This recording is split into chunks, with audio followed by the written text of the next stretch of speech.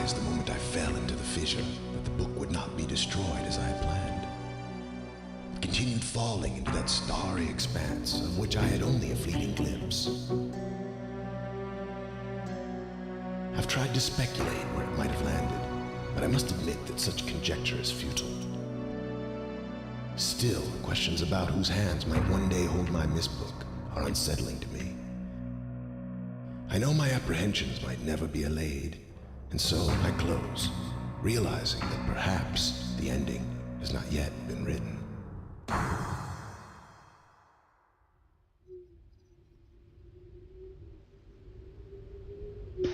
Hello, everybody. That got very loud. That is very loud. There we go. Audio balance. There we are. Hello, everybody. Welcome to Myst. We have a book. Let us look at the book.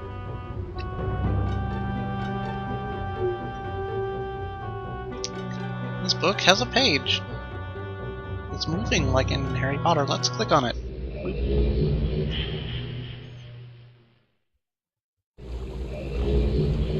Now we are elsewhere.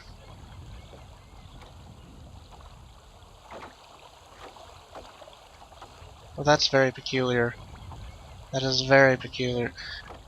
This is Myst. This is real Myst version. It is a remake of the original game made in 1990. God, it must have been 95 or 97-ish. It was a point-and-click adventure. Back in the day, this was it was like an adventure game where you had screens that you walked through. And the remake has put it in a FPS sort of walkie mode. And I'll be entirely honest, from the little fiddling I've done with it, not very happy with it.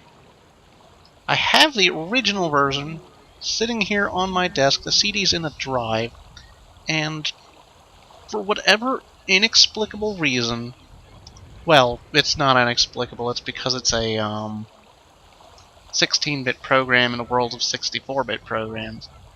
Windows, you just can't possibly recognize it. And so I decided to I want to play the series again because I don't really I only played Myst, Riven, and Exile. Played it with my family growing up, and I don't remember much of anything past Riven. And I decided that I want to give the series a fresh look. I do kind of plan to play the whole thing through. No real mention of if I plan to be doing other games in the meantime. I might. I might just shotgun the whole thing. I don't know yet. But I wanted to give it another look. 2, 3, 4, 5, 6, 7, 8. I wanted to give it another proper look. And so here we are. Welcome to Myst. There's a boat here. Must have been Jack Sparrow's boat. So as you can see, it's not a great boat. There's been better.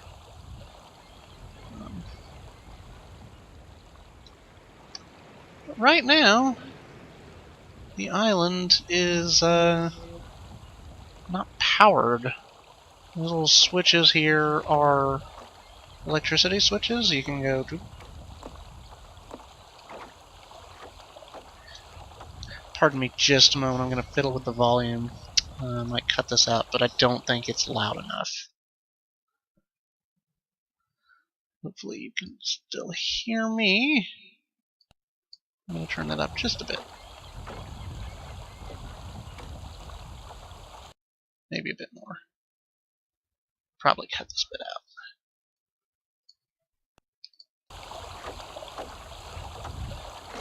Problem is when they updated the game, there is 0 options menu. We cannot adjust the volume in-game. We cannot rebind keys. Simple things in life. So there's a page here. There's 8 switches on the island. Yes, thank you. Figuring out how to back out of this. Go down here. Now that I've turned it up for the sound effects, I'm going to get drowned out by the music. You need to do a thing with this. Actually, I should get out my paper and pen. There's a pen. This is very much a game about taking notes. We will.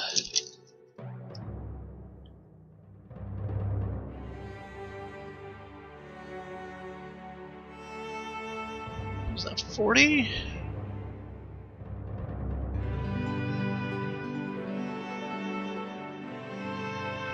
$47.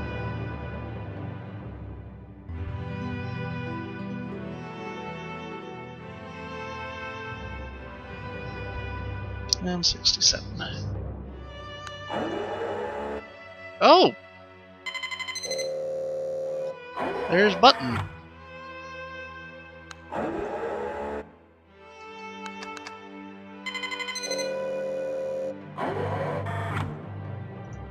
Well, what happens if we do that?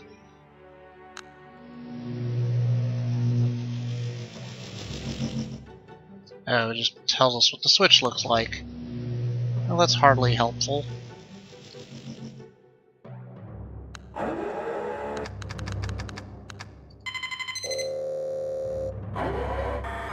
What is this one?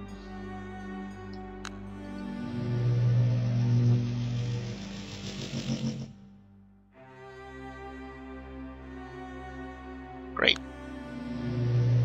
That's fine. And I think there are 8 switches. If I'm correct.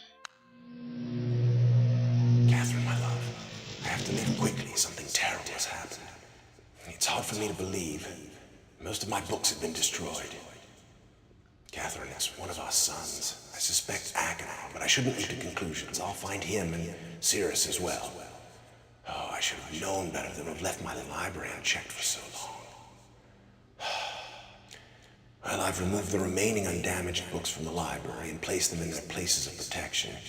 You shouldn't have to use the books until I return, but if you've forgotten the access keys, remember the tower rotation. Oh, and don't worry, Catherine. Everything will be fine. I'll see you shortly. Oh, and erase this message after you've viewed it, just to be safe.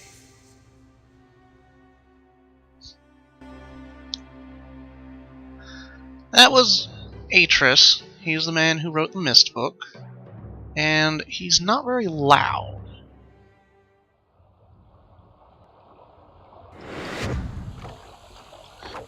What he was saying was that there's been a terrible, horrible thing that happened in his library. Hang on, I'm gonna fiddle with the volume.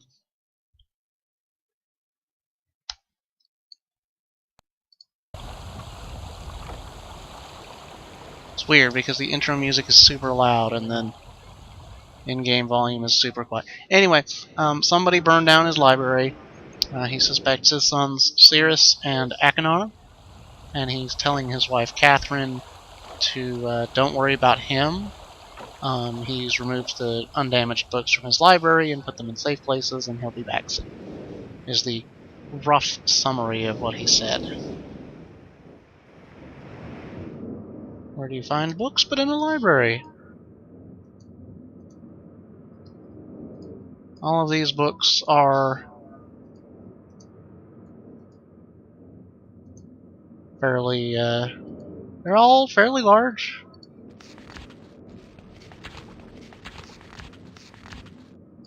This is a game about lore. This is definitely a game about lore. We have a fireplace over here. You can go inside the fireplace.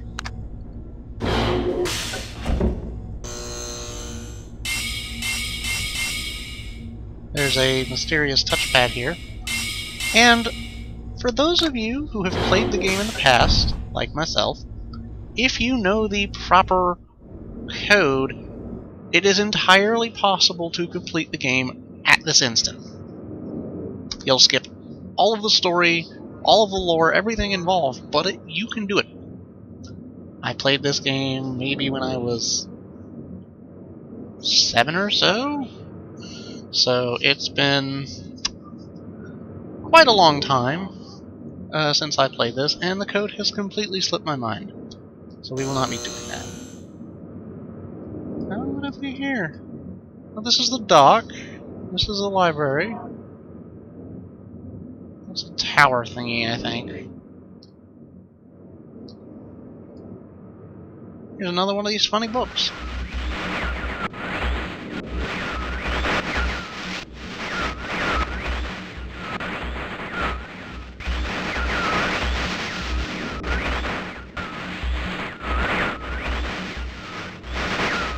Yeah, but nothing doing.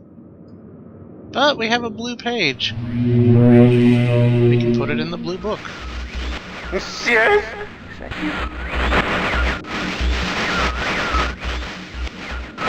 Are you? See you.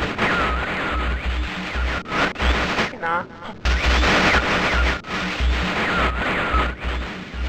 Help me. Bring blue pages.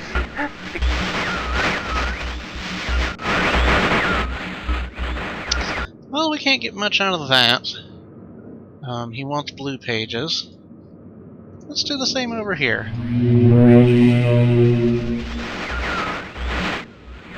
Why?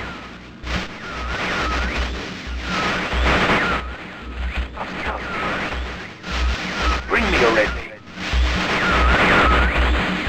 And he wants red pages. You can't hear them very well, but they mentioned each other's names were Cirrus and Achenar.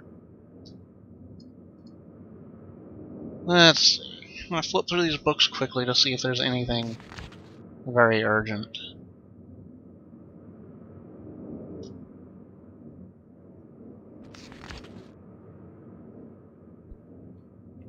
Actually, considering this is a game about lore, let's do a first, and let's say I read this. I've called this age Channelwood, and it is a very different world. Though it is exactly how I imagined it, it is still amazing to see it with my own eyes. Water covers this age as far as I can see, except for a small rocky island.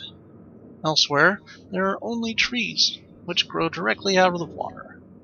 A myriad of thin wooden passageways are built just above the water and disappear into the forest. I assume they were built some time ago, for they appear aged. I am eager to discover more about this land and its people, but I have arrived here late and I must rest. I was awakened this morning by strange noises coming from a pathway adjacent to the one on which I had slept. I saw a group of monkey-like people heading in my direction. They had not seen me yet. I did not feel threatened by their presence. Their response to me was one that I never would have expected. After staring at me for a short time, they fell to their knees and began what appeared to be some sort of ceremonial worship. I tried to speak to them, but they did not understand my language. Instead, they indicated through enthusiastic hand motions that I was to follow them. As we walked, I began to notice that the waters below were changing colors. Slowly, subtly, they would change from deep blue to muddy orange, then from muddy orange to beautifully clear. I was so intrigued by the water that I hardly noticed we had arrived at a ladder. Climbing the ladder led us to their village, which is about 10 meters above the water, and can only be reached by rope ladders that stretch from the lower paths to the village level approximately halfway up the grand trees. It's very interesting watching these people carry out their daily tasks. Even after watching them for hours, I did not understand exactly what they were doing. At sunset, they motioned for me to follow them. I followed the creatures to the doorway of an enormous hut. Strangely, once inside, I found that the hut appeared even larger than it had from the outside. The walls were garnished with bright metals, and in the center of the hut sat the leader of these people. Last, he appeared to be their leader, for he sat a meter off the floor in the thick throne. Guards surrounded the strong creature, who was dressed in many exotic, colorful fabrics. Next to the leader sat a weary old human. At least to some extent he appeared human. His hair, which was only on his face and head, was completely gray, almost white, and hung very long around his frail body. His thin head hung limply by an almost grotesque neck that could not hold its head up to look at me. But what a surprise, this creature could speak my language. Shortly thereafter, I was given the bed with some hand motions that looked to be telling me to go to sleep. I look forward to learning more. As I suspected, the ancient creature is a human, but he is old beyond his own reckoning and seems almost insane. However, the tree dwellers almost revere him as a god. They are treating me now in the same fashion, which makes me feel uncomfortable. It is almost impossible to understand this old man. His voice is feeble but wild. He has adopted much of the language of the tree dwellers. He himself told me he has not spoken our own tongue in ages. He attempted to explain to me the history of this place. The following is my best translation of what he has told me. Many years ago, the humans and tree dwellers lived together in this place, which was then a vast island. They interacted very little. The humans dwelt on the ground, and the tree dwellers lived high above the humans. Occasionally, the island was disturbed by mysterious rumblings, which happened randomly. Some sort of tectonic or volcanic action, I suspect. Sometimes slight, sometimes heavy tremors would only last a short time, then they would stop, allowing everything to return to normal. One day, things changed. The rumbling began and grew quickly to unprecedented levels. Soon it became apparent that the entire island was sinking slowly into the ocean around them. Many of the humans died that day, but not before sacrificing themselves in order to stop the sinking of the island. The humans who lived through this catastrophe moved into the trees, where they gradually died out. Maybe because they were unequipped for such an environment, but I am not sure.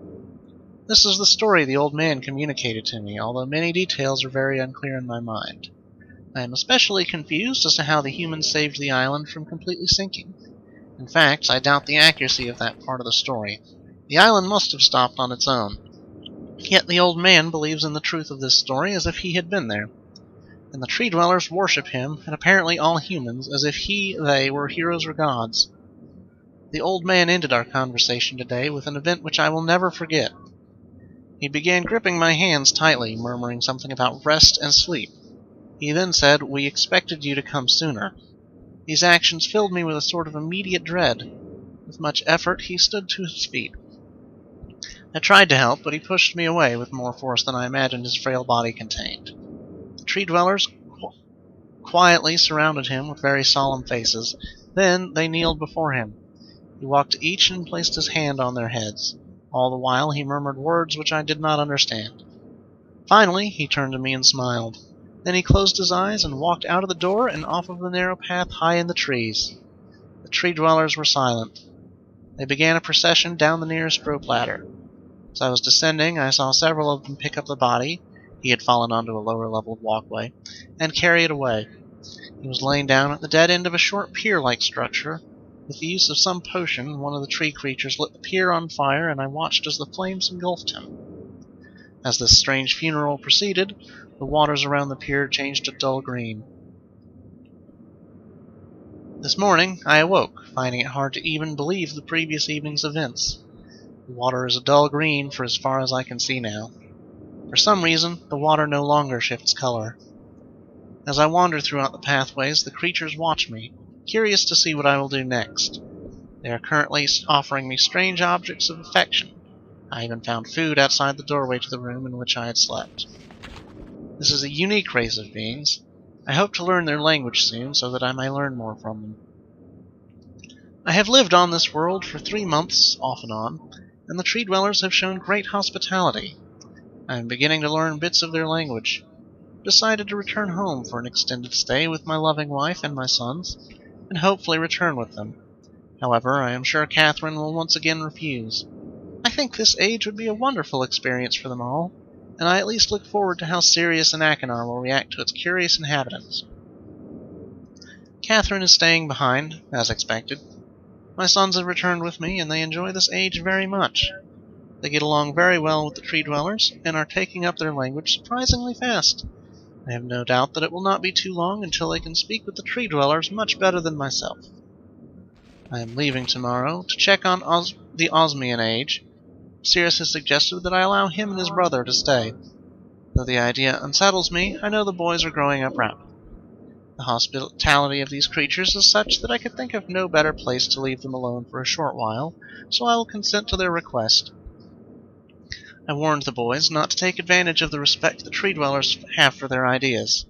They seem to understand my warning, and I have faith they will follow it. Much to my dismay, upon arriving in Everdunes, I learned that Pran and her people are continuing to be menaced by the Choctaw. I fear for their survival and plan on returning to her shortly after checking on Cirrus and Achenar here. See Everdunes Journal for more information. After watching Cirrus and Achenar, I see they are handling things very well, and I think I can put to rest any fears about leaving them in Channelwood again, and for a little longer time. The tree dwellers seem slightly distressed that I am leaving, but are happy that Cirrus and Achenar are staying behind again. I have been gone for over 3 days and have been to many different places. I had to tell Cirrus and Achenar about Pran's death today, and they were visibly shaken. Although they only remembered her from their childhood, Catherine has suggested that it would be wise for Cirrus and Achenar to leave Channelwood for a while, and I have to agree. They will be returning with me when I leave again. I have told my sons that they will be returning with me in 2 days. They spent the entire night telling me of an adventure they experienced in my absence, and it was rather remarkable. It seems they constructed a boat with the creatures and traveled some ways out into the surrounding waters. I enjoy hearing them talk excitedly of their adventures, and am reminded of my own adventures as a child. I finally understand why the tree dwellers have been giving me their many inks and insisting I write with them. Looking through some of my past entries, I see that the inks have changed from the black I thought they were to various different colors. I have shown some of the creatures my journal, and they laughed and howled. I did not know they had such a sense of humor. Even now, as I look through this very colorful journal, I cannot help but laugh myself.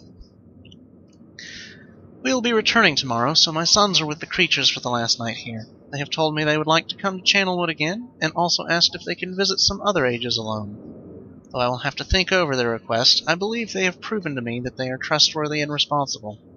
Catherine will also have to help me decide whether they are ready for travel alone. For now, I must give my farewells to the creature, for I do not know how long it will be until I visit the sage again. And then we have some pictures of their tree huts and their bridges. That was a lot of words. I may keep this up, I may not. There's going to be quite a significant amount of reading, and we could be here for, oh god, quite some time. Oh god.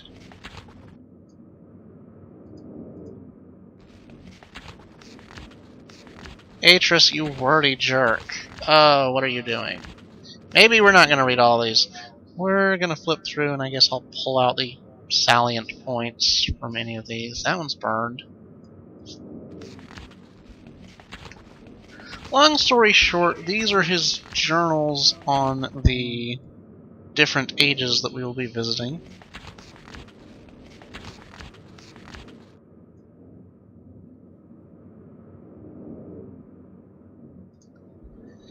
And this is probably a good place to stop, since we've been here an entire game night. And we'll return next time.